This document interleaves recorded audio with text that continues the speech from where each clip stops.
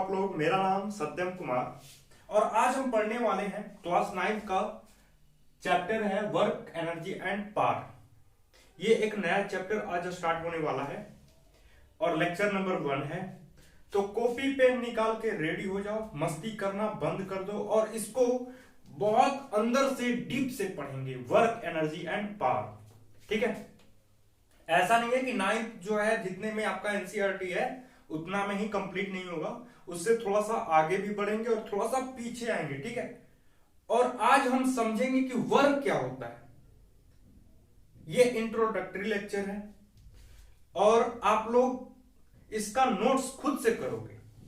जो लोग नोट्स नहीं कर पा रहे हैं, डिस्क्रिप्शन बॉक्स में जाओगे, वहां पे केजी फिजिक्स का व्हाट्सएप नंबर है, वहां से आप मैसेज कर सकते हो। ये चैप्टर का नाम, क्लास और सब्जेक्ट और अपना नाम। ठीक है, फटाफट उसी टाइम आप पे मैसेज चला जाएगा इसका नोट्स और इसके साथ साथ इससे रिलेटेड क्वेश्चन जो आपके एग्जाम में आएगा। और अगर आप उस क्वेश्चन को कर लेते हो तो समझ लो कि एग्जाम तो क्लियर होगा ही होगा, मतलब वर्क पावर एनर्जी 11th का भी कुछ मिलेगा, मतलब बढ़िया से कंसेप्ट क्लियर होगा। ठीक है, कहने का मतलब है अगर वर्क पावर एनर्जी अच्छे से पढ़ लेते हो तो तुम्हारा 9 तो खत्म होगा ही होगा, उससे बेसिक भी नॉलेज होगी और थोड़ा सा ऊपर भी जाएंगे। ठीक है, तो चलते हैं, स्टार्ट करते हैं। मेरा नाम सत्यम कुमार फिजिक्स वाले और हमारा और आपका खूबसूरत सा चैनल केजी फिजिक्स। ओके, चल स्टार्ट करते हैं। पहले लिखो, पहले तो हम बात करेंगे वर्क क्या होता है। वर्क क्या होता है, देखो भैया, इसमें फोर्स आएगा और जो लोग चैप्टर फोर्स नहीं पढ़े हो, NLM, Newton laws of motion, तो फटाफट उसको कंप्लीट कर लो, तभी ये समझ में आएगा। जब तक से आपको फोर्स समझ में नहीं आएगा तब से वर्क समझ में नहीं आएगा।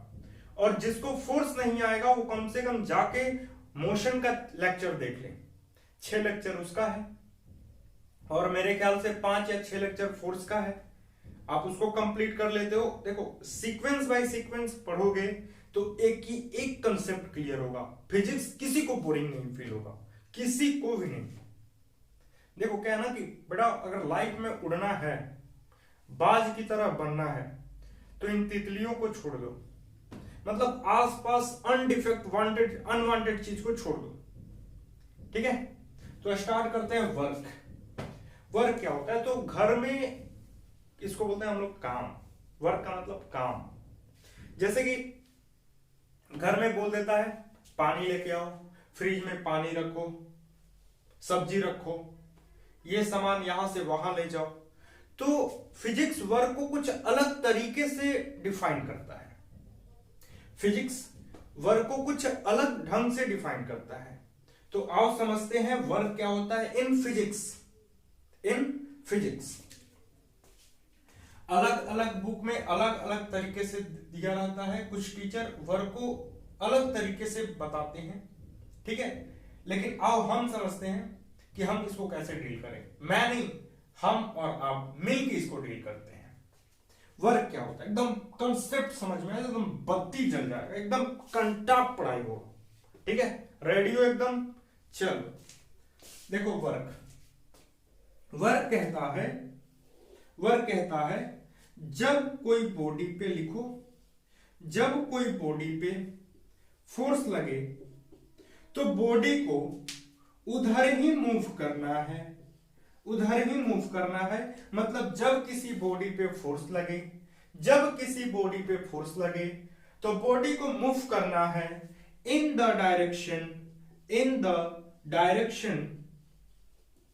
Direction of force. मतलब बॉडी को मूव करना है इन द डायरेक्शन ऑफ फोर्स। ऐसे नहीं कि हम फोर्स लगाए ऐसे और बॉडी मूव कर गया ऊपर। मान लो हम फोर्स लगाए इस डायरेक्शन में, एक्स डायरेक्शन में, और बॉडी मूव कर गया वाई में, कोऑर्डिनेट पड़े हो ना, वाई डायरेक्शन में, तो उसको हम वर्क नहीं कहेंगे। मतलब जब कोई बॉडी पे फोर्स लगे तो बॉडी को मूव करना है इन द डायरेक्शन ऑफ फोर्स। लिख लो इस बात को, when the force when the force applied on a body then body moves in the direction of force। मेरे ख्याल से आप लोग को समझ में आ गया होगा वर्क क्या होता है। When the force applied on a body then body moves in the direction of force। ठीक है, हाँ बिल्कुल। इट्स एसआई यूनिट, इसकी जो एसआई यूनिट है लिख लो, it's SI unit is joule. क्या होता है? जूल होता है, जिसको हम कैपिटल जे से डिनोट करते हैं। और it is a scalar quantity. ये कैसा क्वांटिटी होता है? अ स्केलर क्वांटिटी होता है। आप लोग को समझाएंगे स्केलर क्वांटिटी क्यों होता है। ठीक है, चलो इतना तब तक छापो कॉपी में, नोट करो इतना। अरे चचा थोड़ा सा म्यूजिक बजाओ भाई, बच्चा सबको फील आ जाए।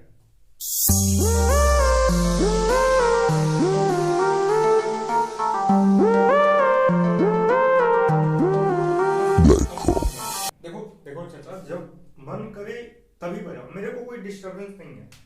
ठीक है, मतलब एक फील आनी चाहिए।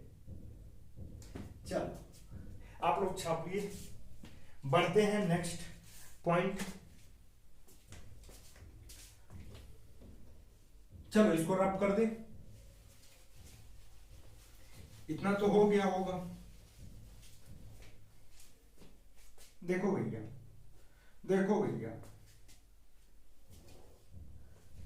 यहां पे एक बॉडी है जिसका मास है m। हम इस ट्रॉली बैग को कुछ एंगल से खींचते हैं, मतलब सरफेस से कुछ थीटा एंगल से खींच देते हैं। ट्रॉली बैग है तो ट्रॉली बैग का डंटी होता है ना, तो हम कैसे लेके चलते हैं? कुछ एंगल से लेके चलते हैं, सरफेस से कुछ एंगल पे लेके खींचते हैं ऐसे। तो बॉडी मूव करता है इधर। तो याद रखोगे इसका दो कंपोनेंट बनेगा। एक बनेगा f cos थीटा और दूसरा बनेगा f sin थीटा। अब ये cos थीटा sin थीटा क्या है?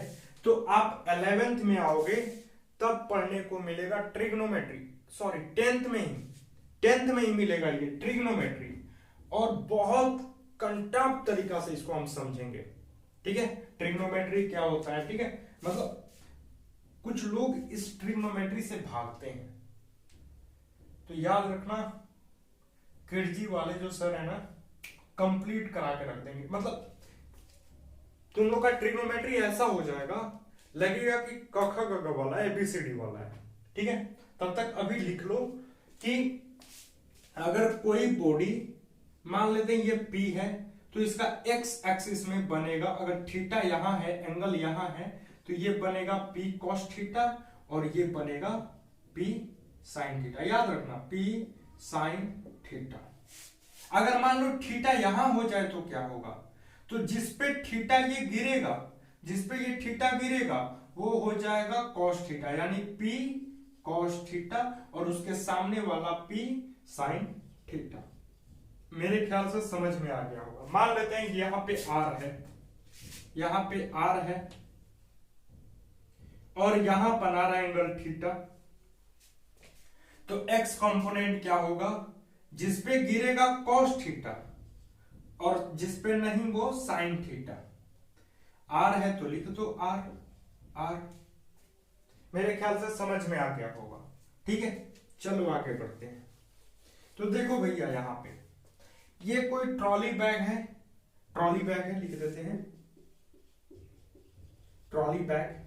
ठीक है, ये ट्रॉली बैग है, इसको हम कुछ एंगल से खींचते हैं, ना ही ऐसे खींचते हैं ना ही ऐसे खींचते हैं, इसको कुछ एंगल से खींचते हैं, ऐसे ऐसे ऑन किया, उठाया और ऐसे लेके चल दिया, तो कुछ फोर्स F से खींचा तो इसका दो कंपोनेंट बना, एक नीचे वाला F cos थीटा, ऊपर वाला F sin थीटा। ठीक है, अगर कहोगे कि सर अभी बता दीजिए sin थीटा cos थीटा, तो बेटा 10th में आओ, अभी थोड़ी देर के लिए याद कर लो। ठीक है, थोड़ी देर के लिए याद कर लो। अब हम आगे बढ़ते हैं। तो जैसे जैसे ये खींचेगा तो बॉडी किधर मूव करेगा, ट्रॉली बैग खींचते हो तो ट्रॉली बैग अगर ऐसे खींचते हो तो ट्रॉली बैग ऊपर जाता है, आगे चलता है ना, तो ये आगे चलेगा। तो बॉडी पहुंचा, मान लेते हैं यहां, मान लेते हैं बॉडी पहुंचा यहां, तो यहां पे भी वही काम होगा, फोर्स वही होगा, इसके दो कंपोनेंट होंगे, F cos थीटा और F sin थीटा। तो मान लेते हैं बॉडी ए से बी चला, बॉडी ए से बी चला, मास तो वही है, ट्रॉली बैग का मास जितना था बाद में भी वही है, बी पॉइंट पे भी। तो मान लेते हैं ये डिस्टेंस कुछ एस चला, ठीक है, कुछ डिस्टेंस एस चला। तो हमने कर रखा है when the force applied on a body then body moves in the direction of force, मतलब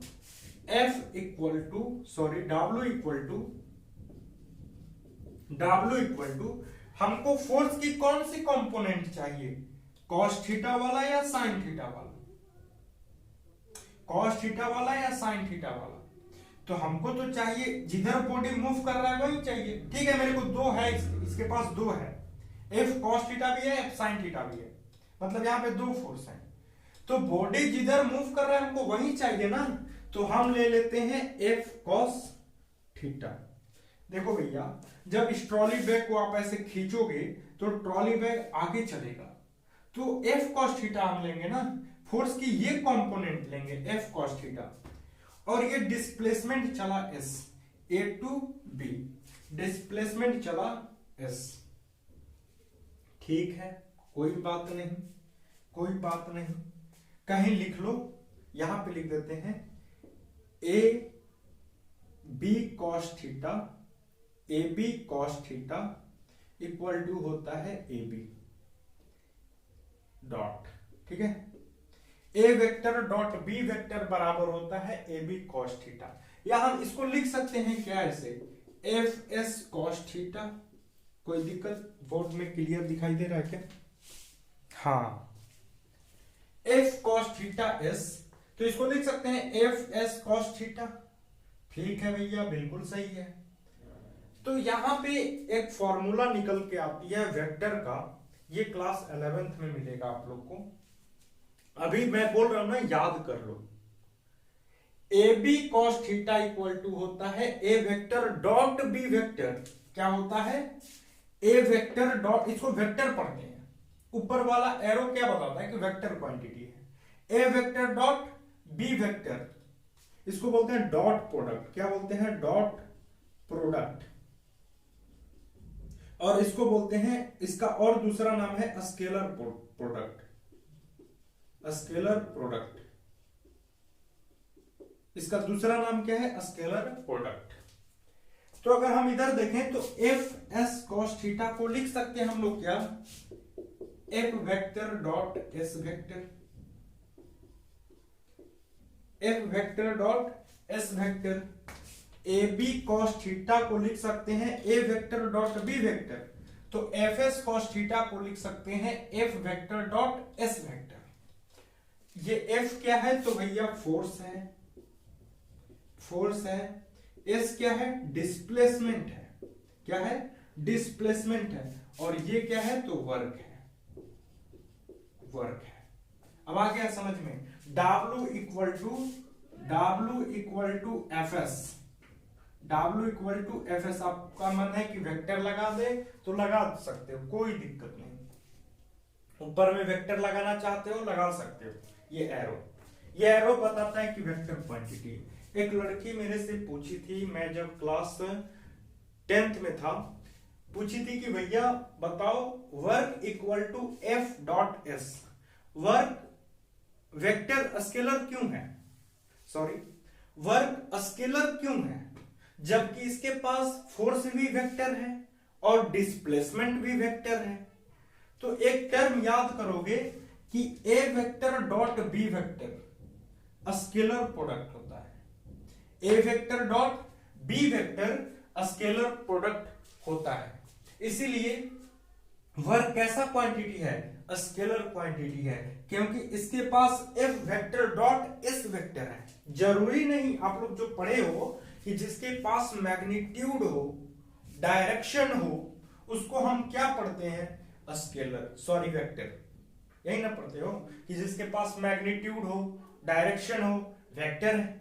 इसके पास भी है, लेकिन देखो डॉट प्रोडक्ट है, ये स्केलर प्रोडक्ट है, स्केलर प्रोडक्ट है। इसीलिए वर्क कैसा क्वांटिटी है, वर्क कैसा क्वांटिटी है, स्केलर क्वांटिटी। अगर आपसे सर पूछें या आपसे कोई टेम्पू वाला कोई भी पूछे कि भैया बताओ वर्क स्केलर क्यों है, तो आप बताना कि भैया वर्क का जो फॉर्मूला है W equal to F vector dot S vector, उसको बोलते हैं एफ वेक्टर। जो फॉर्मूला है F vector dot S vector, वो कैसा क्वांटिटी शो करता है, स्केलर प्रोडक्ट।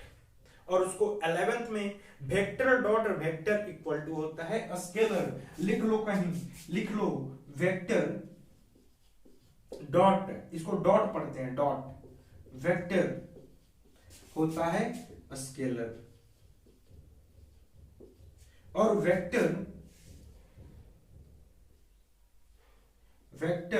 क्रॉस, इसको क्रॉस पढ़ते हैं, क्रॉस वेक्टर होता है वेक्टर। इसको ये टर्म समझा देना, ठीक है, उसको ये टर्म समझा देना। वेक्टर डॉट वेक्टर होता है scalar. So work is scalar quantity. इतना तब तक छापो।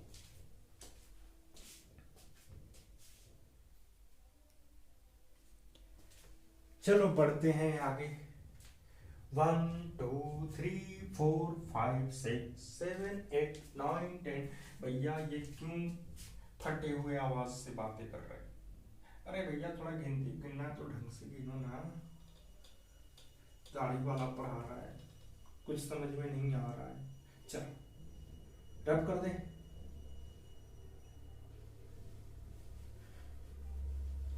अगर किरची फिजिक्स से है प्यार, तो क्यों करे फिजिक्स से इनकार। चल आगे बढ़ते हैं। W equal to F dot S. So work is scalar quantity. So work is scalar quantity. थोड़ी और जानकारी हम बात करते हैं, थोड़ी और जानकारी ले लें। जरूरी नहीं, लिखोगे, जरूरी नहीं कि जिधर फोर्स लगे उधर ही डिस्प्लेसमेंट हो। जरूरी नहीं, लिखो लिखो लिखो, जरूरी नहीं, जरूरी नहीं, नहीं जिधर फोर्स लगे उधर ही डिस्प्लेसमेंट हो।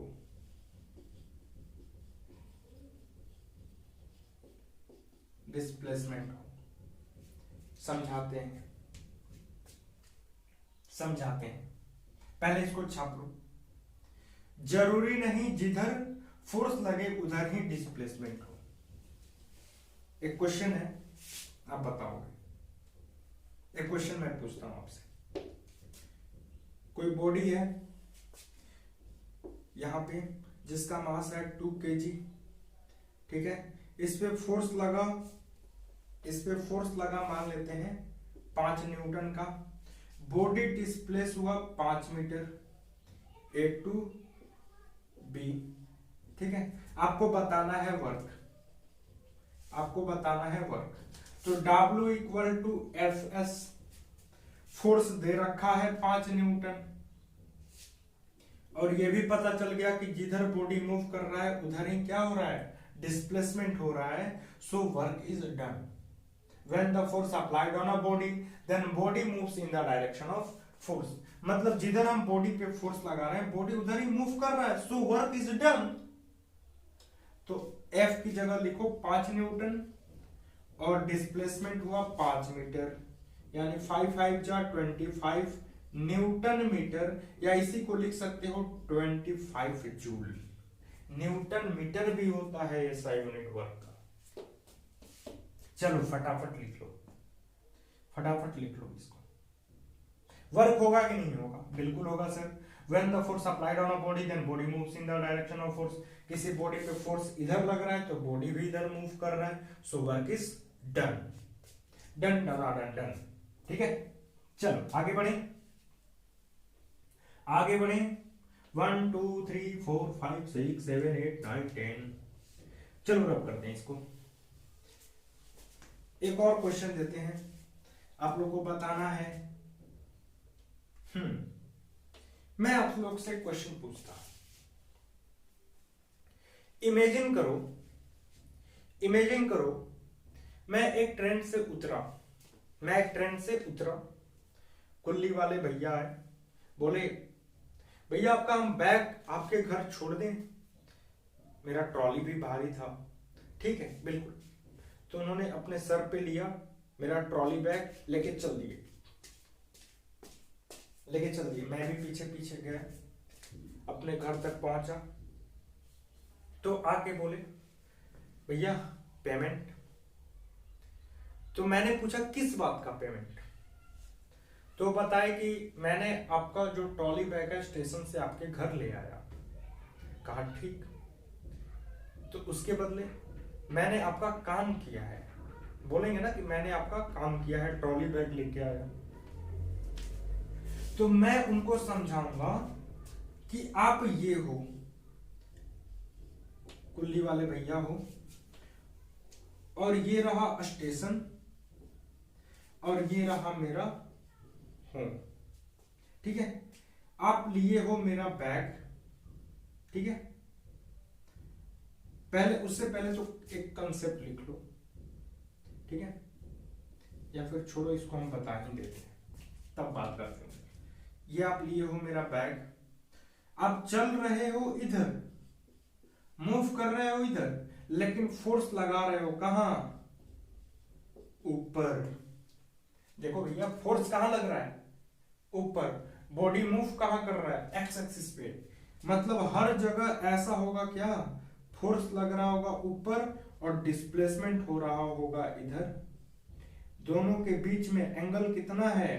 90 डिग्री। एंगल कितना है? 90 डिग्री। मतलब यहाँ पे थीटा का भी वैल्यू दे रखा है। तो एक फार्मूला याद रखो, W इक्वल टू, यही मेन, ये मेन फार्मूला नहीं है, W equal to FS cos theta, ये मेन फार्मूला है। W equal to FS cos theta, इससे ये निकल के आया है, ठीक है, लेकिन मेन जो फार्मूला है यही है, W equal to FS cos theta. तो यहाँ पे एंगल की वैल्यू रख दें, मान लेते हैं फोर्स आपने F लगाया, S भी आपने डिस्प्लेसमेंट कुछ दूर तक तय किया, ठीक है, लेकिन cos थीटा की जगह पे हम 90 डिग्री रखेंगे तो cos 90 की वैल्यू होती है, cos 90 की वैल्यू होती है 0, cos 90 की वैल्यू 0। तो यहां पे F S और ये वैल्यू 0 इंटू सब क्या हो जाएंगे? 0। आपने तो कोई वर्क नहीं किया, आपका वर्क डन 0 है। अगर आप कुछ ऐसे एंगल से लेके आए होते तो हम बोलते कि नहीं हाँ कुछ एंगल से लाए हैं, तो आपका बताइए एस वाला नीचे वाला कंपोनेंट लें या ऊपर वाला लें, ठीक है। लेकिन यहाँ पे तो आप परपेंडिकुलर लेके आए हो, तो फोर्स लग रहा है ऊपर, डिस्प्लेसमेंट हो रहा है एक्स एक्सिस में, दोनों के बीच में एंगल 90 डिग्री, और cos 90 का वैल्यू होता है 0। इसको नोट कर लो, cos 90 की वैल्यू होती है 0, cos 0 डिग्री की वैल्यू होती है 1, cos 0 डिग्री की वैल्यू होती है 1। इसको नोट कर लो। इसका अपोजिट होता है, sin 90 का वैल्यू होता है 1 और sin 0 डिग्री का वैल्यू होता है 0। इसको नोट कर लोगे, इसको नोट कर लोगे। मेरे ख्याल से समझ में आ गया होगा वर्क क्या होता है। थीटा पे भी डिपेंड करता है, थीटा कितना है। चलो आगे बढ़े, आगे बढ़े, एक और क्वेश्चन करें, ठीक है।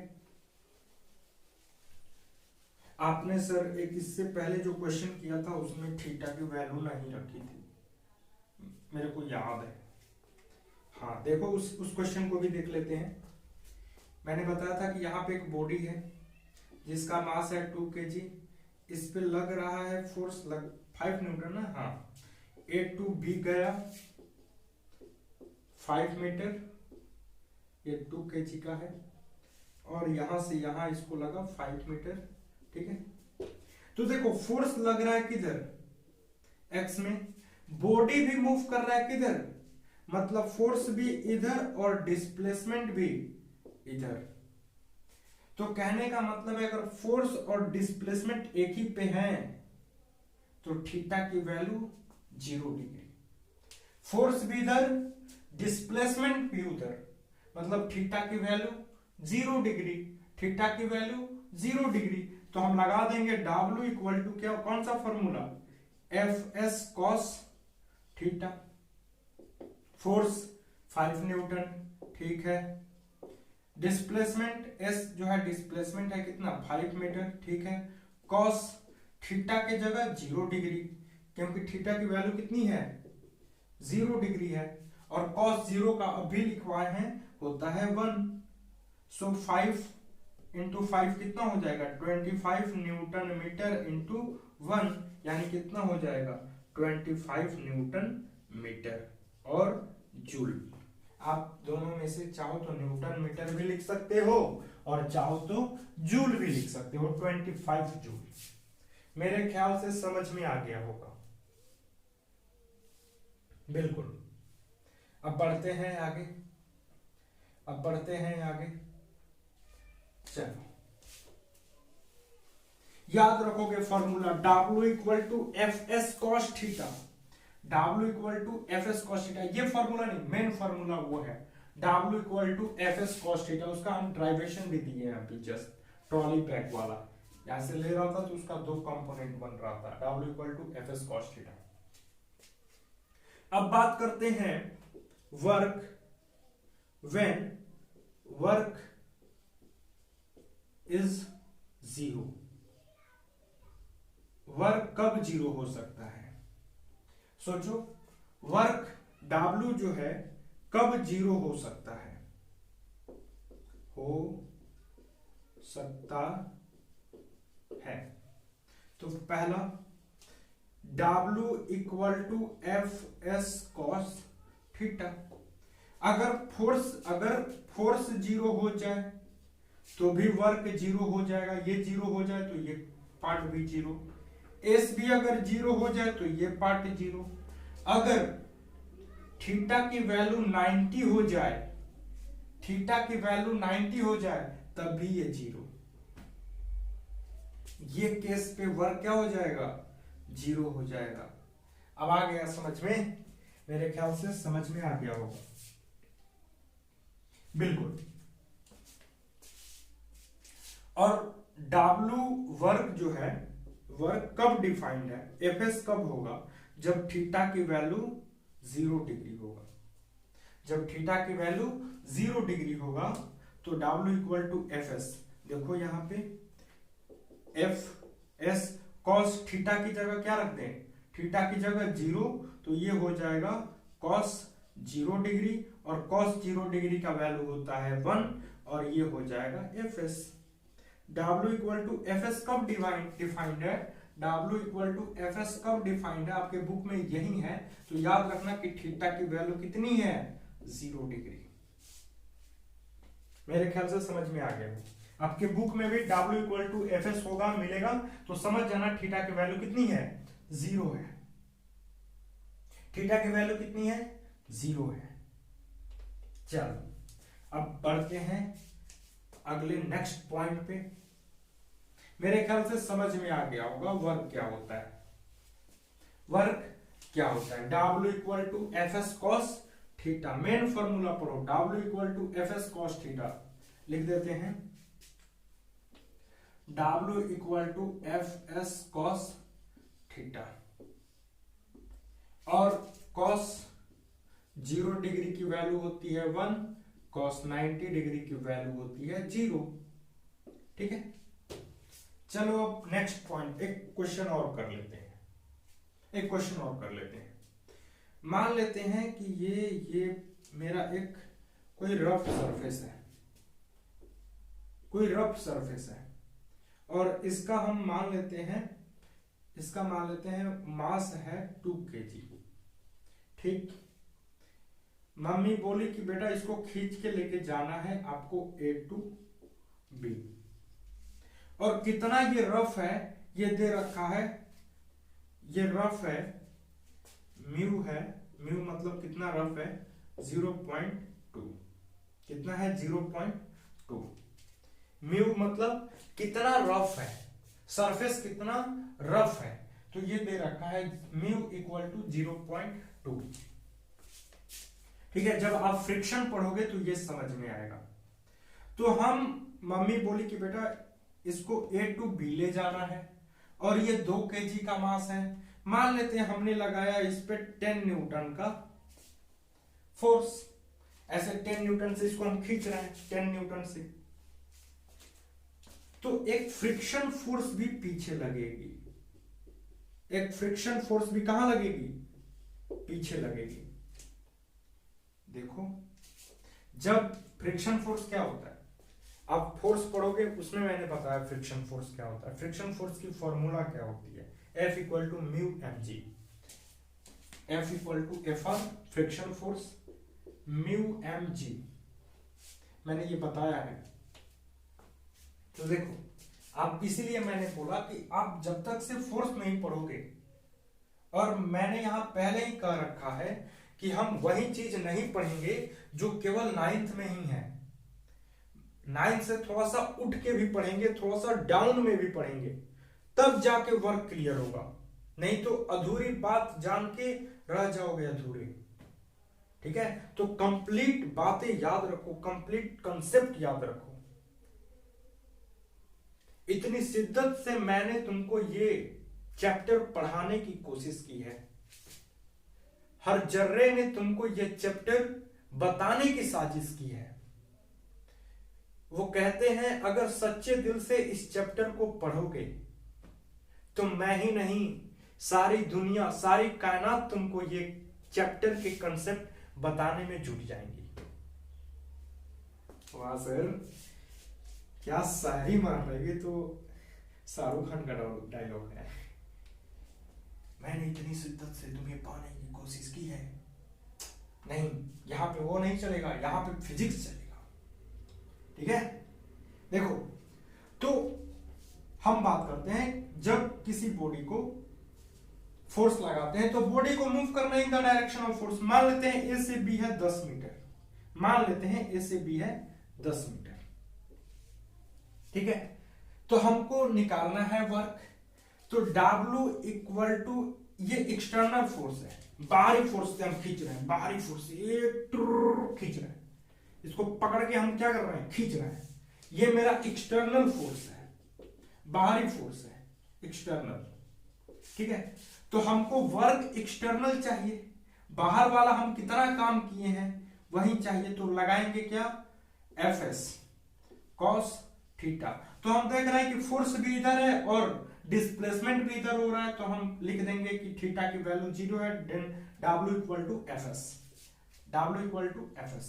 समझ में आ रहा होगा, थीटा की value 0, then W equal to Fs। Force कितना है 10 न्यूटन, चलो ठीक। डिस्प्लेसमेंट कितना कर रहा है 10 मीटर, यानी हो जाएगा 100 न्यूटन मीटर। हमने कितना काम किया 100 न्यूटन मीटर, या फिर बोल सकते हो 100 जूल, 100 जूल। ठीक है, हाँ बिल्कुल 100 जूल। अब मैं पूछूं कि वर्क डन फ्रिक्शन के थ्रू कितना होगा, इधर भी तो फोर्स लग रहा है, पीछे देखो, किसी बॉडी को जब तुम खींचते हो रफ सरफेस पे, स्मूथ वाला तो एकदम स्लाइड करते हुए आ जाएगा, लेकिन एक और फोर्स लगेगा रफ सरफेस पे, उसका नाम है फ्रिक्शन फोर्स, घर्षण बल। तो एक काम करते हैं, हम निकाल लेते हैं फ्रिक्शन फोर्स। हमको चाहिए work done due to friction, हमको ये चाहिए। पीछे कितना काम हुआ हमको ये चाहिए, work done due to friction. तो क्या कहते हो, आपका वर्क डन क्या कहता है, when the force applied on a body then body moves in the direction of force. जब किसी बॉडी पे फोर्स लगे तो बॉडी को मूव करना है इन the direction of force. Force लग रहा है इधर, बॉडी मूव कर रहा है इधर, तो इसका तो निकल गया, ठीक है। अगर हम फ्रिक्शन की बात करें तो देखो फ्रिक्शन फोर्स लग रहा है पीछे और वर्क डन हो रहा है किधर, आगे। ऐसा समझ में, यहां पे एक्सटर्नल वाला तो वर्क डन निकल गया, हाँ जिधर फोर्स लग रहा था बॉडी उधर डिस्प्लेसमेंट हुआ। लेकिन अगर हम बात करें फ्रिक्शन फोर्स की तो फ्रिक्शन फोर्स लग रहा है पीछे, फ्रिक्शन फोर्स लग रहा है पीछे और बॉडी मूव किधर कर रहा है, आगे। तो यहां पे इसको थोड़ा सा हम एजम्पशन करें तो फ्रिक्शन फोर्स इधर और वर्क डन हो रहा है एस हो रहा है इधर, मतलब थीटा की वैल्यू 180, थीटा की वैल्यू 180।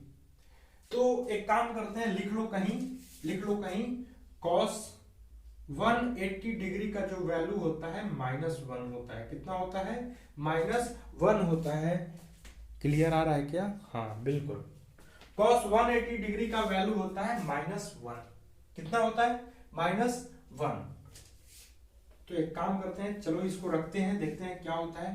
तो फ्रिक्शन, पहले तो फोर्स निकाल ले, फ्रिक्शन फोर्स निकाल ले, एफआर निकाल ले, फ्रिक्शन फोर्स क्या होगा, म्यू mg। म्यू की वैल्यू दे रखी है कितनी, 0.2 इंटू मास कितना है 2 kg। ग्रेविटी कितनी लग रही है तो हम यहां ले लेते हैं 10, जी की वैल्यू हमेशा 10, ठीक है। इसको लिख सकते हैं 2/10 इंटू 2 इंटू 10, 10 से 10 मर जाएगा, 2 2 जा 4 न्यूटन, मतलब फ्रिक्शन फोर्स लग रहा है 4 न्यूटन का, ठीक है। F S cos theta, F S cos theta के जगह पे देखो फोर्स लग रहा है इधर, वर्क डन हो रहा है आगे, वर्क डन हो रहा है आगे, थीटा की वैल्यू 180, मतलब एफ एस कॉस 180। और यहां पे फोर्स लिख लेते हैं, फ्रिक्शन फोर्स कितना है, फ्रिक्शन फोर्स कितना है, फ्रिक्शन फोर्स तो है 4 न्यूटन। यहां पे लिख लो 4 न्यूटन। डिस्प्लेस कितना हुआ 10 मीटर इंटू cos 180 डिग्री का वैल्यू होता है -1, यानी कि हो जाएगा 40 और -40 जूल। और ये पता चल गया कि वर्क डन जो है निगेटिव में आ रहा, वर्क डन निगेटिव में आ रहा। देख लो वर्क डन कैसा आ रहा, निगेटिव में आ रहा फ्रिक्शन फोर्स का। अगर हम आपसे नेट वर्क डन पूछें तो आप क्या करोगे, एक्सटर्नल माइनस पीछे वाला, ठीक है। कहने का मतलब है ये वर्क डन, इतने में से इसको घटा दोगे तो आपको वर्क डन नेट निकल जाएगा। नेट वर्क डन कितना किए, तो work done external minus work done friction, ये हो जाएगा वर्क डन एक्सटर्नल 100 माइनस 40, ठीक है। तो हो जाएगा कितना हो जाएगा, ये हो जाएगा प्लस 140 जूल, ठीक है। 140 जूल टोटल वर्क डन, ठीक है। स्केलर जुट जाता है भैया, स्केलर प्रोडक्ट जुट जाते हैं, ठीक है, जोड़ा जाता है। चलो इतना तब तक कंप्लीट करते हैं और आज करते हैं लेक्चर को समाप्त। इसके नेक्स्ट लेक्चर में पढ़ेंगे वर्क के और बेसिक बातें, ठीक है, और बेसिक बातें। चलो पढ़ाई करते रहो, हंसते रहो, मुस्कुराते रहो और एग्जाम में अच्छे मार्क्स लाओ, ठीक है। All the best everyone.